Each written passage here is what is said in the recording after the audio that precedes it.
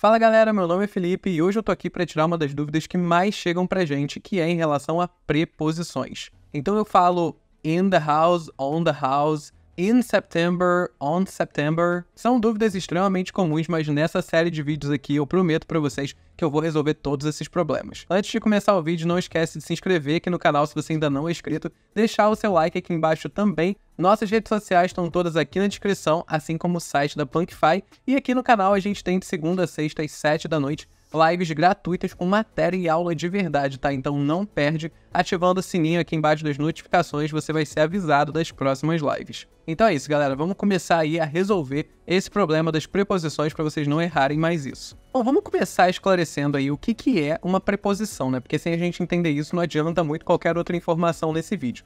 Preposições nada mais são do que conectivos. Elas servem numa frase para conectar uma ideia, que pode ser de tempo, pode ser de lugar, na frase que você está falando. Então, só para dar uns exemplos para vocês em português mesmo. Quando eu falo eu estudo inglês às 7 da noite, o às vai ser esse conectivo, né, que vai estar aí conectando a ideia do horário, né, o horário que eu acabei de falar que é 7 da noite, ao restante da minha frase e fazendo ela ficar completinha e conectada. Se eu, por exemplo, falo para vocês que o carro está na garagem, vamos tirar esse na, só para vocês entenderem como é que a frase ficaria. Eu falaria o carro está garagem. A informação do lugar tá ali, que é a garagem. A informação de que tem um carro nesse lugar tá ali, mas a gente não tem um conectivo que junte essas duas coisas. Então o na, ele entra justamente para fazer essa conexão. Então o carro está na garagem. Então uma preposição é isso, são esses conectivos que vão ajudar a gente a juntar uma informação na nossa frase e fazer ela ficar completinha. Em inglês a gente também tem preposições, né? Elas são chamadas aí de prepositions e elas causam muita confusão porque normalmente a gente fica tentando associar com português e acaba que a gente não consegue fazer uma associação muito precisa, né? Muitas das que a gente usa aqui para certas situações, a gente vai usar outras completamente diferentes no inglês para as mesmas situações. Então, a gente tem que entender a lógica delas. Em qualquer língua, as preposições vão funcionar de uma forma própria. Então, é muito importante que a gente entenda a lógica delas, como elas funcionam, para aí a gente conseguir usar da forma correta. Eu decidi trazer nesses vídeos aqui com vocês 3 preposições, que é o in, o on e o at. Essas são as preposições mais usadas no inglês. Se vocês tiverem domínio dessas 3 preposições, vocês já vão diminuir aí bastante a margem de erro de vocês em relação ao uso das preposições. Como o in, o on e o at, eles podem ser usados em diferentes contextos, eu nesse vídeo aqui vou me limitar a falar do uso deles para falar de tempo. Então, como que a gente usa o in, o on e o at para conectar ideias de tempo na nossa frase? Em um outro vídeo eu vou trazer essas mesmas preposições aqui para vocês, porém para conectar ideias de lugar. Então, hoje a gente vai focar em in, on e at para falar de tempo. Eu não vou dizer para vocês regras absolutas, mas eu vou dar aqui para vocês algumas dicas que vocês, seguindo elas, vocês diminuem bastante a chance de errar o uso dessas preposições. O in, ele vai ser usado para indicar datas mais amplas, ou seja, quando a gente está dando um referencial de tempo naquela frase, mas a gente não está especificando exatamente o momento, então datas mais abrangentes. O in, ele é um pouco menos preciso. Se vocês tiverem essa regra aí na cabeça de vocês, vocês já vão errar bem menos. Então, começando com o primeiro uso do in, que é para a gente falar sobre anos. Então, quando a gente está dando o ano em que aquele fato aconteceu como único referencial de tempo naquela frase, a gente vai usar o in. Preste atenção nesses exemplos aqui. My nephew was born in 2010. My nephew was born in 2010. I went to the USA in 2022 ou 2022. Mas é mais comum falar 2022. I graduated in 2020. A gente também vai usar o in quando a gente estiver falando de meses. Então, estão vendo aquela regra que eu falei com vocês? Quando a gente está falando de anos, que é um período ali bem amplo, quando a gente está falando de meses, que também é um período bem amplo, a gente vai estar usando in.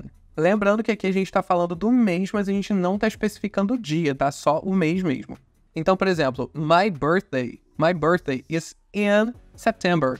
My birthday is in September. Christmas is in December.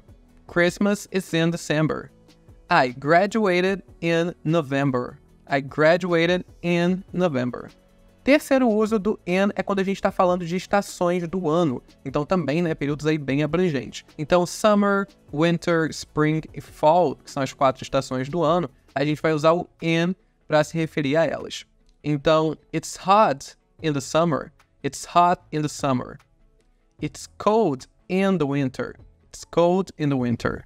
Leaves fall in the fall. Ou in the autumn. Autumn, tá? Autumn e fall são dois nomes para outono. Então, leaves fall in the autumn ou leaves fall in the fall. E por último, flowers blossom in the spring. Flowers blossom in the spring.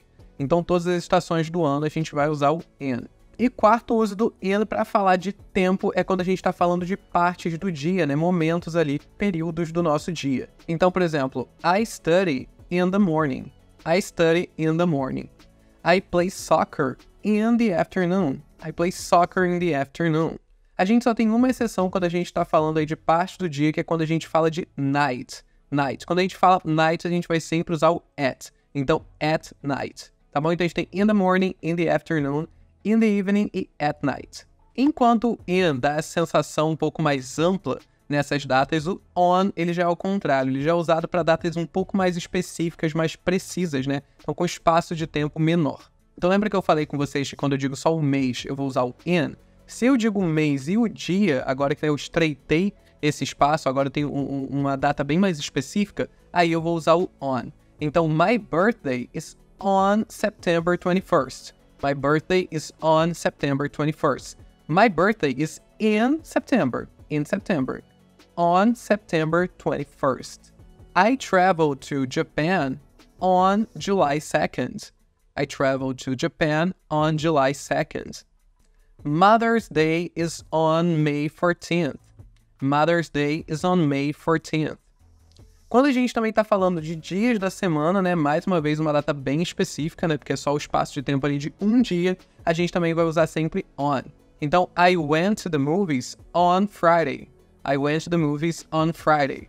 I study English on Tuesdays and Thursdays. I study English on Tuesdays and Thursdays. I always clean my house on Sundays. I always clean my house on Sundays.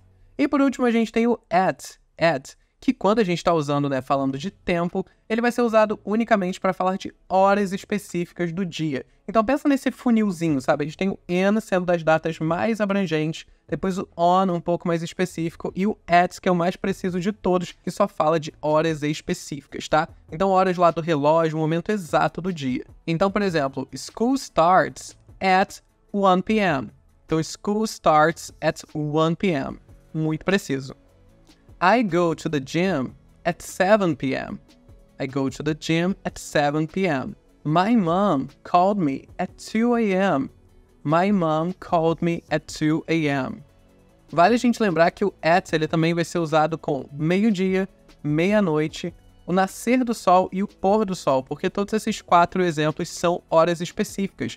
Então, meio-dia vai ser midday ou noon. Então, midday ou noon. Então, at midday ou at noon. A gente tem meia-noite, que vai ser midnight. Então, at midnight.